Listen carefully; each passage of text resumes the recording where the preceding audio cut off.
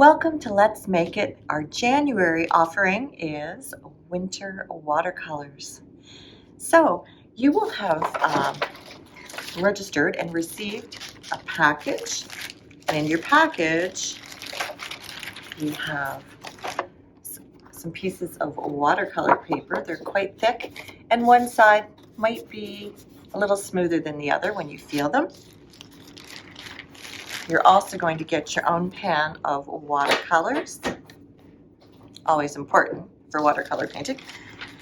And you're also going to find a little bookmark, and this one is about Creative Bug.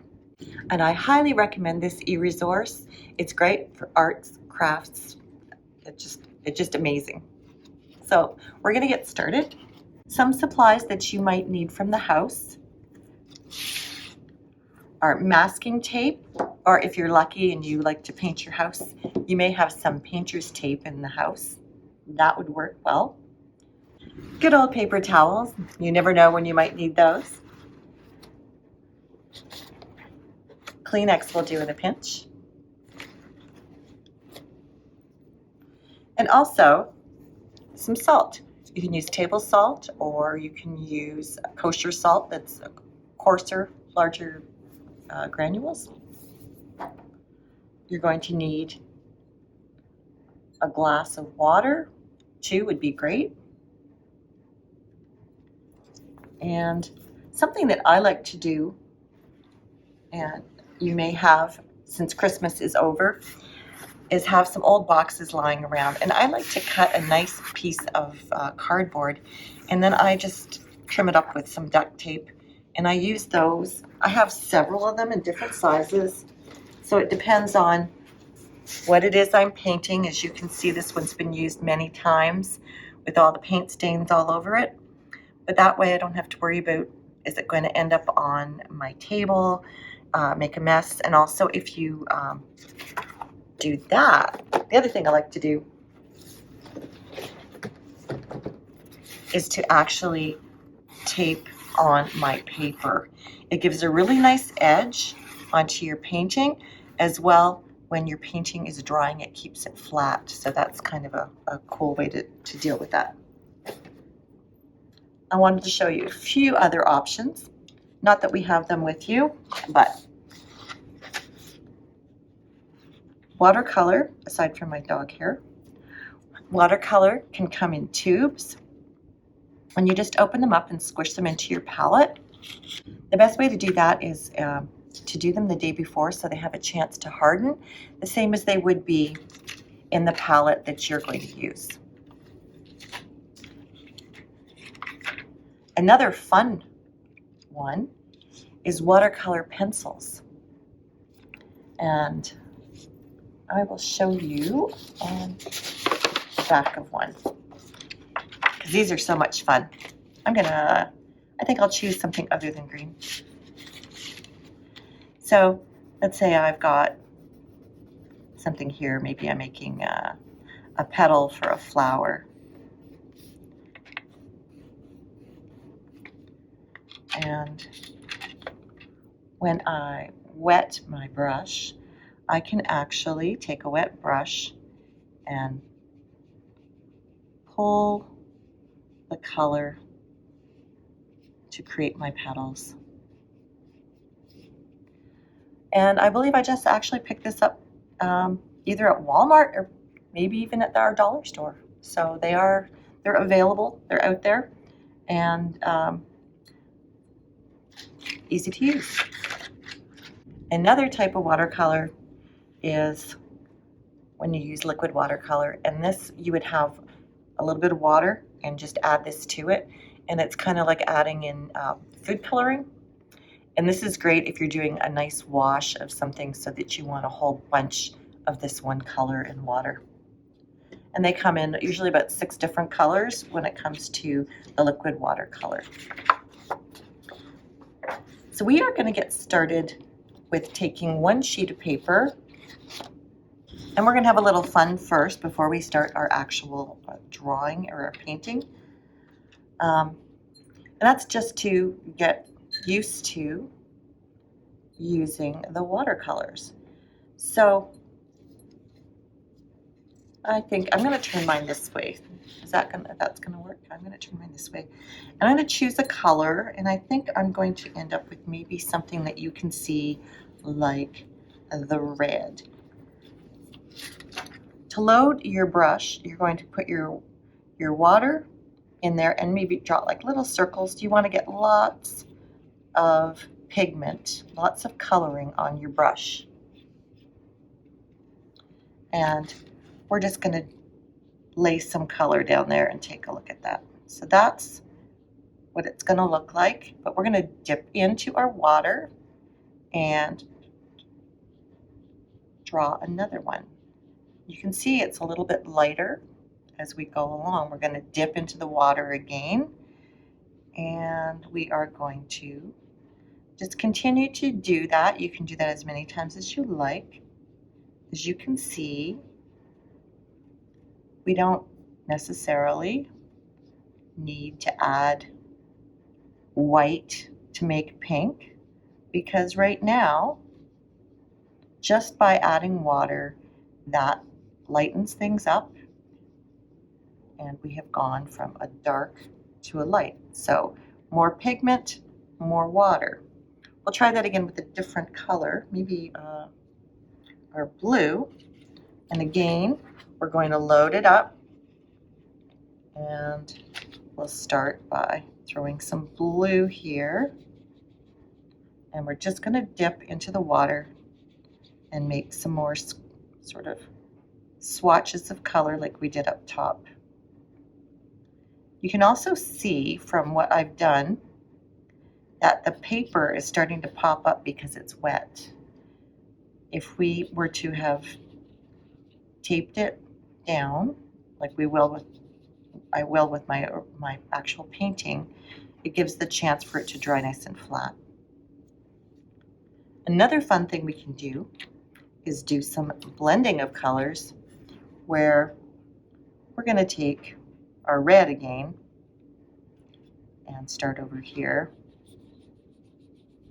But now I'm just going to add a little bit more water and go into my orange and see what happens with our red as we add in our orange. So there are so many different colors that you can make. I'm going to throw in some yellow now. And that sort of, I don't know, kind of reminds me of a tulip color or something as we go across. So it still has the red and still has some orange in it, but now it's mostly yellow. So that's one way to blend our colors. I hope you're having fun blending your colors too. And one other fun way we are going to blend colors, and we are going to do that by wetting our paper first. We are going to maybe draw like a nice little circle with our paintbrush. And now I think the red seems to show up really nicely. And I'm going to add a red circle, but it's just going to slightly touch our wet circle and see what happens to where the water was. It's starting to pull some color there, and I think maybe we will do one of the blended colors of orange and see if anything happens when we blend. They may not be wet enough on our paper here to make a difference, but we are going to give it a try. Nice and wet. Let's see what happens. It's another way to make some fun colors. Oh, did you see how it just shot right up there? And that has, there's more pigment in one area, and it has some water to grab into, and it just shot straight up there. do another, oh, we've got some water going here, so how about we'll do that, and this time I'm just going to blend in.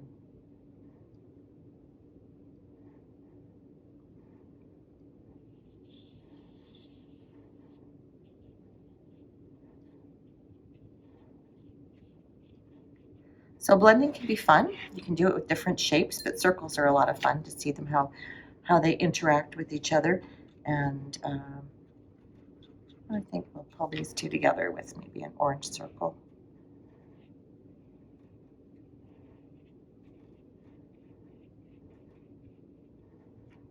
I've taped down my edges, and this is where we're going to need some masking tape or some painter's tape. If you're using masking tape, hopefully it's better than my masking tape. My masking tape is always broken. The only thing is, actually, we do want to break our tape, and you're going to just keep an eye. Let me know I'm in the frame. This is really tacky, so it's always good. What you can do is you can just put it on your, if you're wearing jeans, attach it to your leg, sleeve, anything. You just want to get some of that tackiness off so it will easily come back off. So when you're doing your edges, also, we are going to take the one that we just, you can see it's got a whole bunch of lint on it now. I'm going to rip it in half down the center as much as I can.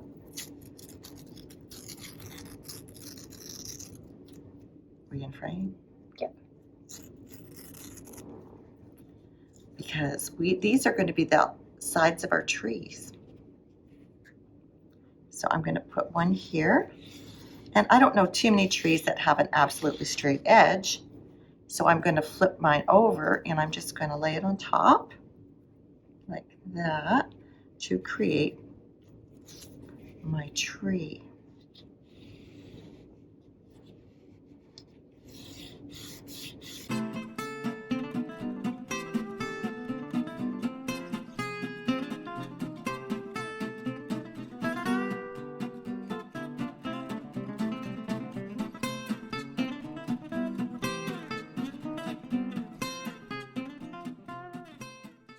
For the way I've got my composition, and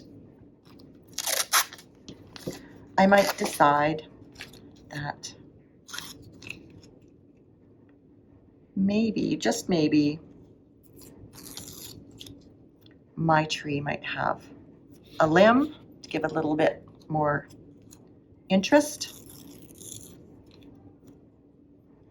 And I think I'm going to do that one with this one as well.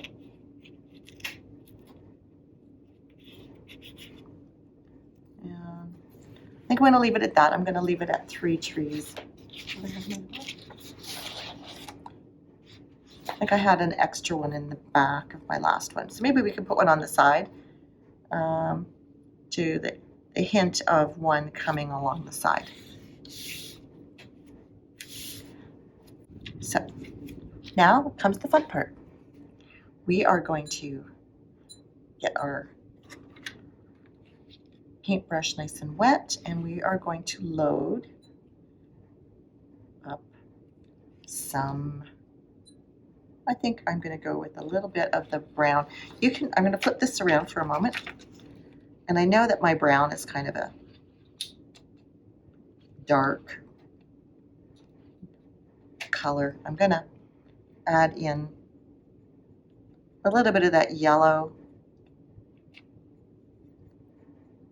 I think I want it a little bit lighter than that. And we know that just by adding water, we can lighten up what we've got going. And we are going to add a horizon. So I'm just going to go across here, just like that.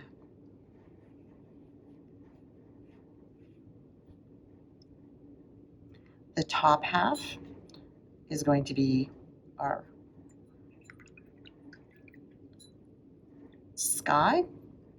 And our sky in the wintertime is quite often little bits of purple,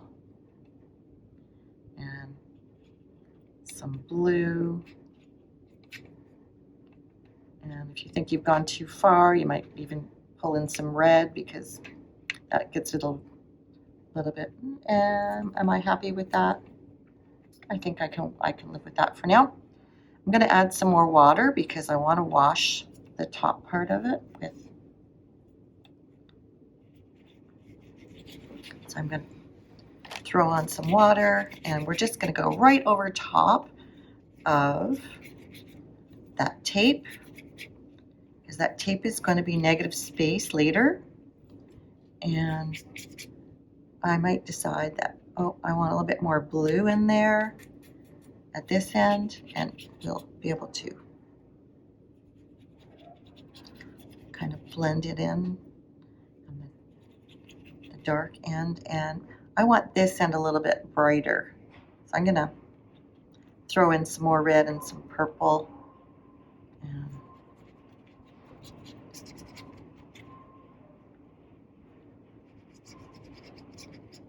now, if you end up putting up too much water, because that sometimes happens, or you might want more water and add in some different color up at the top. I had you bring out your table salt, and what you can do is take your salt and throw some salt around, and it actually will stick there and it will pull at the water and give it a really nice finish. Some people would prefer not to do that, and I'm going to just show you something else you can do. Is if you're looking to just make more of a cloud, you can actually go in and pull some of that paint off with your Kleenex, and it'll give it a different texture. So we're going to use some of those same colors on the bottom, some of those blues and whatnot, but because it's going to be on the snow instead of in the sky, we're going to want it a lot less color. So if you recall, when we did our shading, the more water that we had in there, we have those nice pale colors is what we're looking for to go over our snow. So I think we'll try some of that blue, but I'm going to add a lot of water in there and make it a nice pale blue. And because on this end of my paper I had more blues in there, I'm going to put more blues laid down on this side and less on that one. And I'll kind of end up putting more purpley, pinky tones on the other side. And it's like, I think I want it even less color-wise. We've got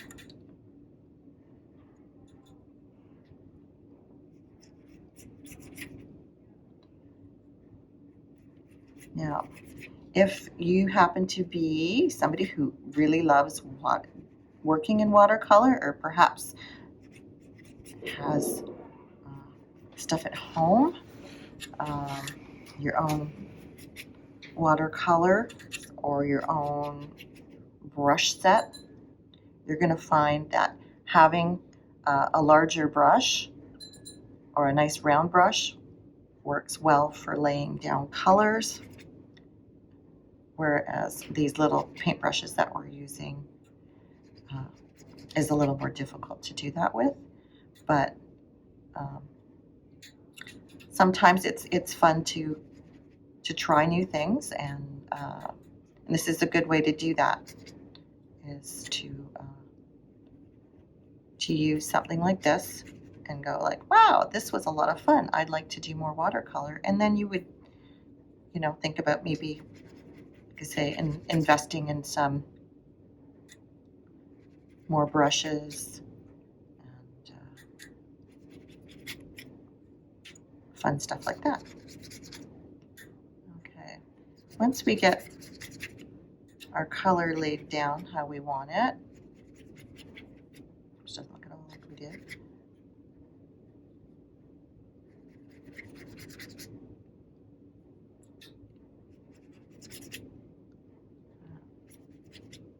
You can say it's gonna, when it dries, it's gonna be very pale here, but we're also going to throw a fence down in this area, so.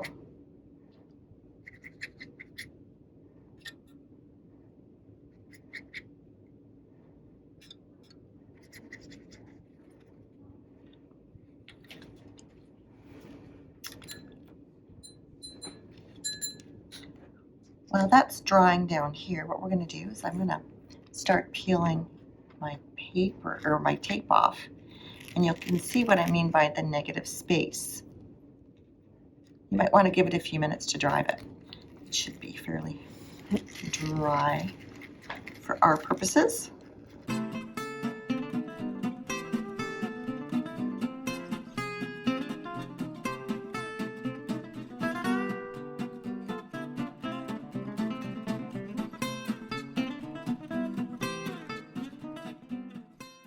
We're looking at it as that this was our dark side and our bright side was over here. So our shadows are going to come across, and they're all going to come across basically in the same direction.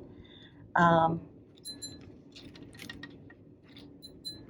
going to use that brown again, but we're going to lighten that up a bit that we had made for our horizon line. So to lighten that up, I'm just throwing in some more water. And it doesn't have to be perfect either. In fact, because this one came down so much, I'm going to split that when we do it, and it's going to be like a tree behind a tree.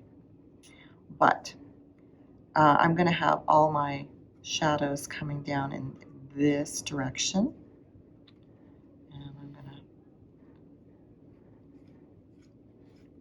Start with just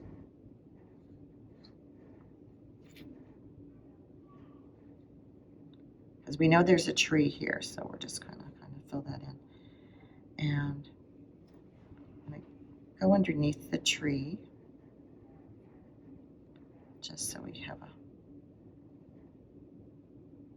and I've got a tree here, so I'm just splitting my tree here with the fine edge of my brush, so I know that there's a tree here as well.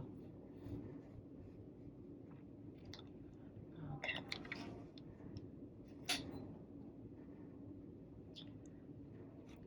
I found that when I was using this pan that we've got black at the end, but if you want to look at on your test strip of colors, I'll show you what black looks like.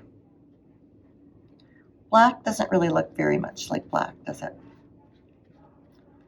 Black is sort of dark green, almost. So we are going to mix our black, and I'm going to maybe throw in some brown in there, because we want to darken it up and make it look more black than anything. I'm going to throw in a little bit of purple, see how that, and that has more to me of a black color than, even though it's purple. I'm going to maybe throw in a bit more brown in there, and that is more what I want instead of this sort of a greenish gray color.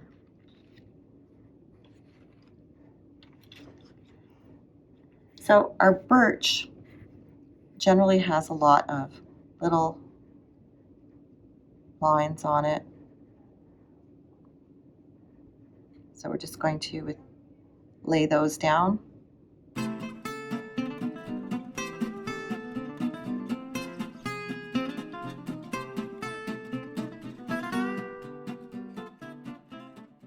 When it comes to the very back, I think on our original painting, I still have the one that I did the other day.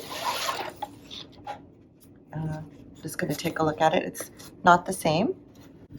Nobody's are going to be the same, but we are going to do some trees in the background now that this has dried up. And we're going to use that same sort of black that we had made with our three colors, our purples and our browns and our black. And I just did those by, we're going to have like maybe a nice long trunk. And add some wispy looking arms to your tree. Because you know, this time of year, there's not very many trees that have leaves left on them. They're just sort of barren, but they have these beautiful, beautiful silhouettes to them that we can see.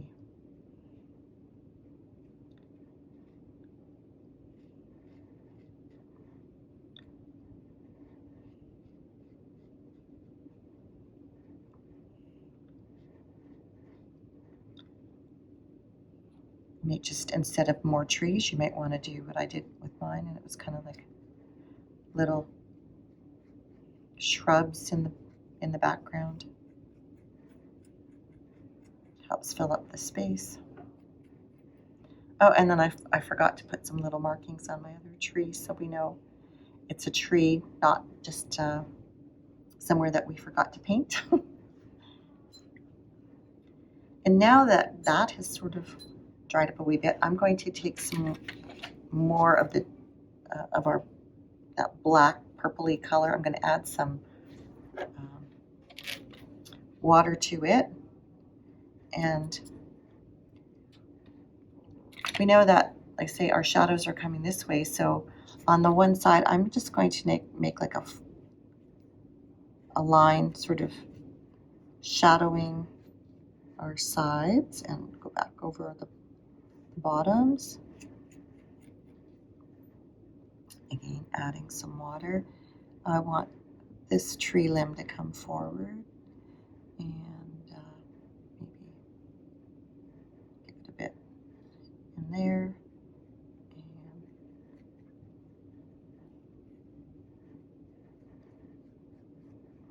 just kind of gives it some more depth.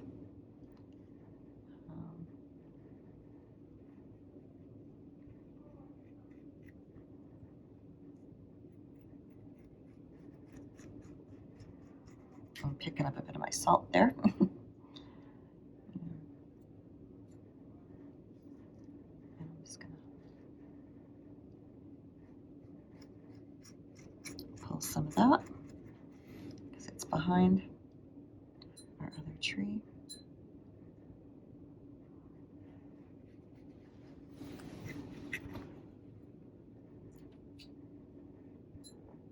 With watercolors, you can add layers after the fact, which is kind of nice.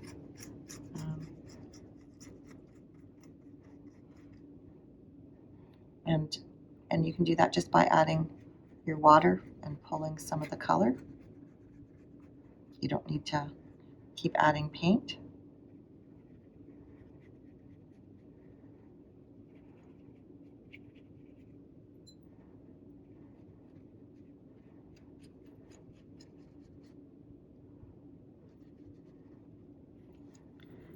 Okay, so my shadows were kind of slim at the bottom, so I'm going to go back and add some more to those now that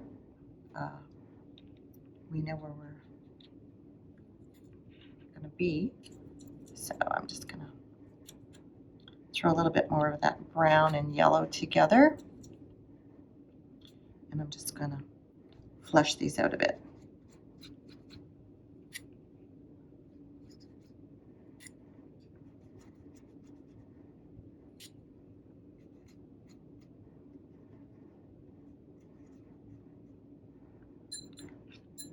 And on the bottom of my other picture, what I had done was I had taken the brown and created a fence. So I'm just going to load that up. And what I ended up doing is I just threw some lines down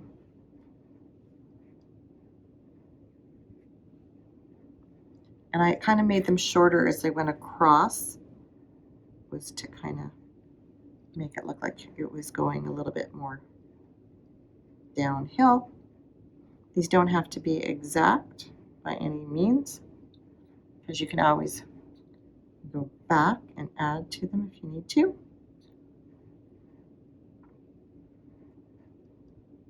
Throw one right on the corner. And I tried to make them like an old fence where they were being attached every other one.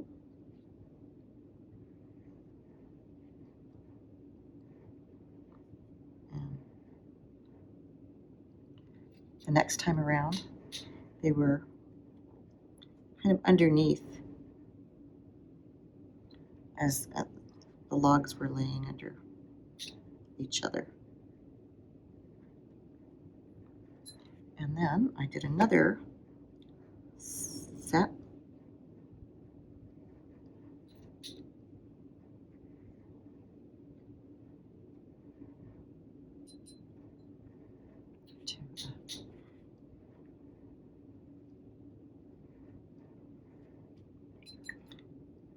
And I'm going to take some of that brown that we shadowed with, and I'm just going to throw it under there.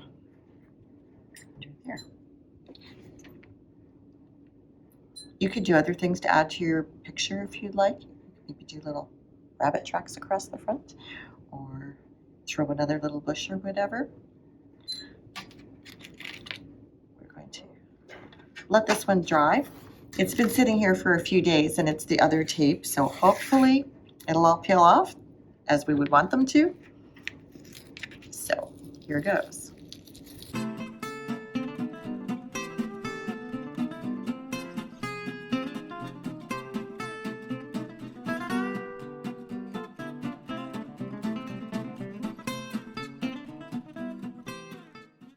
Similar scene, different time of day. I hope you guys have had a lot of fun creating your winter watercolor, and we look forward to seeing you next month creating cookies.